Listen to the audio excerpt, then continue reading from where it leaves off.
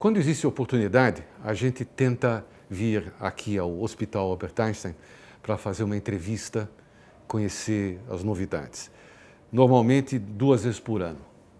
Acontece que inovação vai numa velocidade espantosa e o hospital precisaria ser entrevistado toda semana para contar para a gente, e tem muita coisa para contar, sobre os processos inovadores, sobre as startups que eles desenvolvem. Dr. Sidney Kleiner, prazer em tê-lo novamente conosco. Prazer é meu. Eu, na última conversa que nós tivemos aqui, e infelizmente, porque o programa é curto, não deu para estendê-la, nós começamos a falar, nós passamos por cima do assunto inovação. Inovação é um dos tratores, eu acho, do hospital. Conta um pouco para a gente o que nós estamos fazendo e o que nós queremos fazer. Bom, em primeiro lugar, Rony, é um prazer estar aqui com você de novo. Você falou de estar aqui toda semana. Pode vir, convidado você é sempre. Ok. Mas se a gente falar do inovação no sentido amplo da palavra, o Einstein é uma inovação desde que ele foi fundado. E eu tive a oportunidade recente de resgatar o discurso do Dr. Manuel Tabacoidal na inauguração do hospital, quando ele falava de um hospital que terá excelente atendimento técnico e que gerará conhecimento com Tzedakah como sua base, com justiça social. Isso já era uma inovação para a época, mas ao longo do tempo, e com os vários presidentes que me antecederam, o Einstein foi ganhando uma reputação de que todas as tecnologias mais inovadoras você encontraria no hospital. Grande parte delas não eram criadas aqui, eram importadas de forma também pioneira, mas hoje o que culminou depois de quase 20 anos de instituto de pesquisa, instituto de ensino, foi o desdobramento da pesquisa para inovação, como uma diretoria que pudesse ser capaz de fazer uma transformação cultural dentro do nosso ambiente, com nossos colaboradores, para que aquilo que fosse inovação ou qualquer gargalo, qualquer dificuldade fosse resolvido às custas de um device, de um protótipo, de um processo inovador. Para isso, a gente precisaria incorporar tecnologias que permitiriam fazer isso, mas também criar um setor, uma diretoria, algo que atraísse, por exemplo, startups, e isso a gente fala de Open Innovation, startups que fossem capazes de desenvolver uma ideia e utilizar do nosso ecossistema de médicos, pesquisadores, gestores, para que pudessem prototipar essa ideia e validar dentro do nosso ambiente, mentorado por nossos profissionais. Quer dizer, é o ecossistema que precisa para inovar em saúde. Quem vem para o Einstein, ou quem conhece o Einstein, sabe ou tem essa noção de que ele está num ambiente supermoderno. A gente não sabe até quanto, o que é inovação, o que não é. Me dá alguns exemplos disso. Olha, quando a gente fala que é super moderno, a gente precisa provar que o moderno traz benefício. Okay. Então, quando nós falamos de inovação, não é simplesmente você trocar a luzinha verde de um tomógrafo pela luzinha amarela que vai tocar música. Ela tem que trazer um valor agregado. Então, por exemplo, uma coisa muito simples, né? Se higiene das mãos é algo importantíssimo na prevenção de uma aquisição de infecção hospitalar, um dos primeiros projetos que eu vi como inovador, isso estou falando de mais de 10 anos, foi um mecanismo através do qual, isso foi prototipado na semi-intensiva, o aparelho que dispensa álcool gel, eu estou falando muito antes da pandemia, ele apita enquanto o profissional não vai lá e aciona o dispositivo. Como que esse mecanismo começava? Na abertura da porta. Abriu a porta, o álcool gel apita para você não encostar no paciente antes de higienizar as mãos. É inovador? Era inovador para a época. Sim. Ele é transformador, ele é impactante? Demais. Porque você não teria aí a possibilidade de um profissional de saúde que esteve com outro paciente manipular um segundo paciente sem a higiene adequada das mãos para prevenir infecção. É algo muito simples. Não, aí que está. O simples, na verdade, é o sofisticado que foi resolvido. Foi resolvido. E se foi resolvido de maneira elegante, que é o caso aqui, tem baixo custo, e não tem grande complexidade de execução e resolve um monte de coisas. Sim, mas isso vai, assim, foi um exemplo, né? Mas a cultura da inovação, inovação você não compra em prateleira. Então agora eu vou ter uma transformação digital, eu vou ter... Isso aqui tem que ser mudado aos poucos para que todo colaborador imagine solução de problemas às custas de mecanismo inovador. Um outro exemplo, um determinado colega nosso plantonista estava de plantão na UTI e precisava trocar um plantão. Aí ele olha lá um mural, onde tem toda a escala mensal de plantão, toda rabiscada, quem era, não é mais e tal. Ele falou, não é possível que nos tempos de hoje eu preciso passar a borracha ou eu preciso ligar para a minha equipe que tem 15 plantonistas para ver quem pode fazer o plantão do fim de semana tal, porque é casamento de fulano, cicrano. E ele mesmo começou a bolar um aplicativo no qual a escala está lá. Se ele tem um problema, ele joga no aplicativo, todos recebem esse problema. Quem se voluntaria para resolver o problema coloca à disposição o seu dia para, obviamente, contemplar que ele está saindo de um, pegando o outro. Sim. E tudo sob os olhos do gestor, que sabe quem remunerar, porque quem fez o plantão está no aplicativo.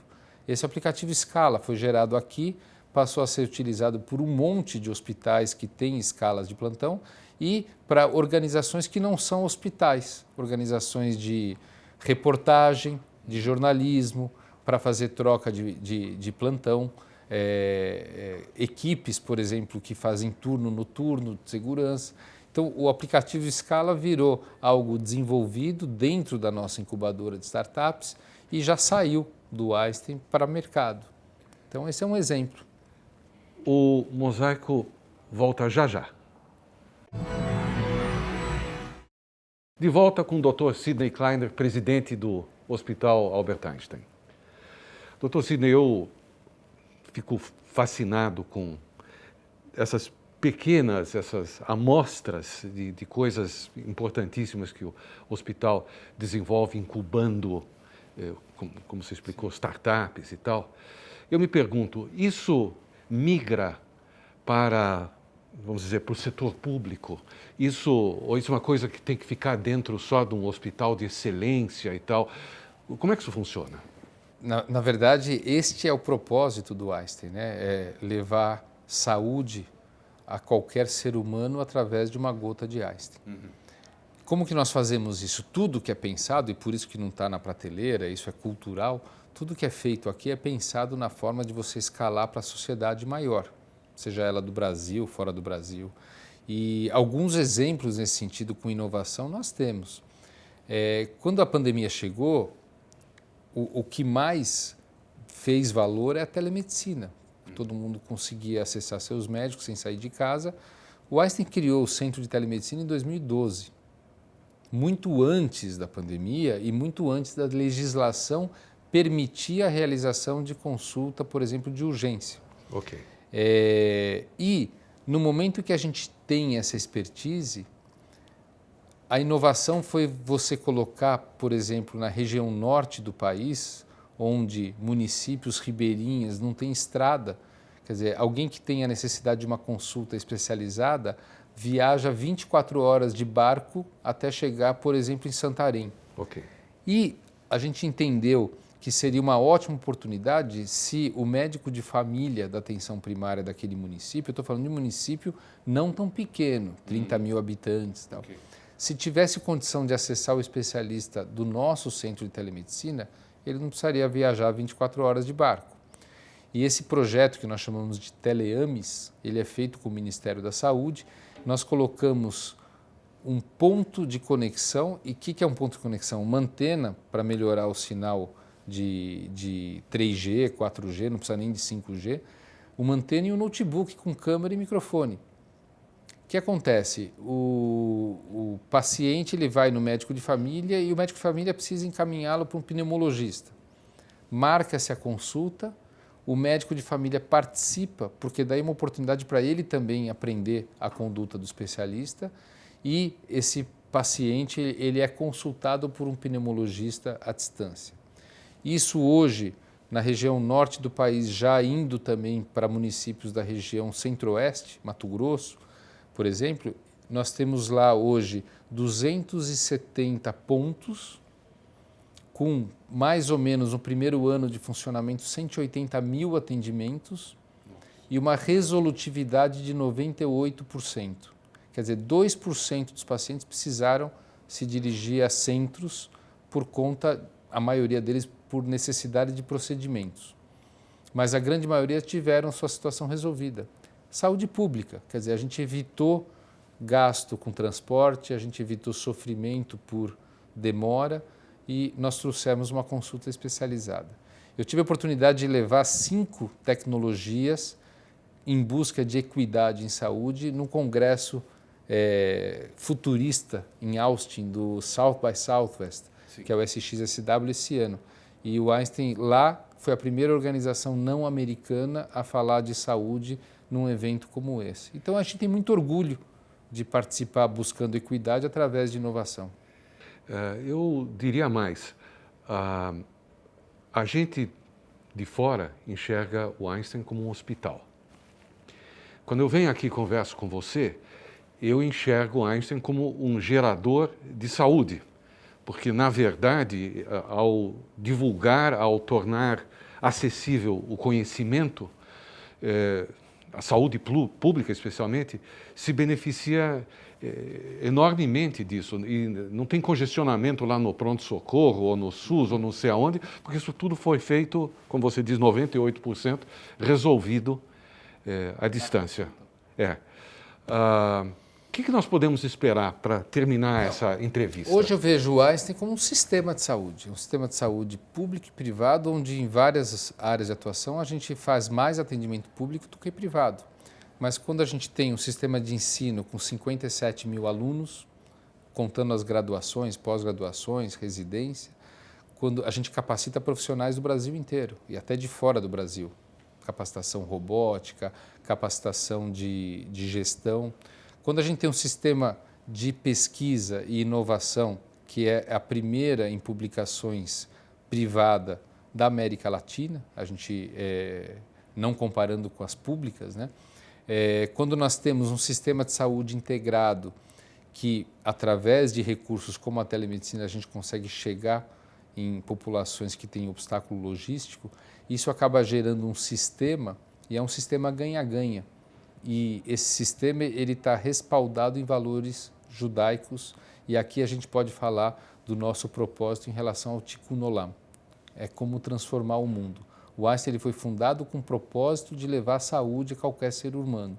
E nós vemos que através de um sistema de saúde, a gente já fala até de alteração climática como impacto à saúde, a gente vê que esse sistema é capaz de entregar esse propósito. Será capaz ainda mais, mas hoje a gente já tem vários exemplos de que o propósito está sendo cumprido.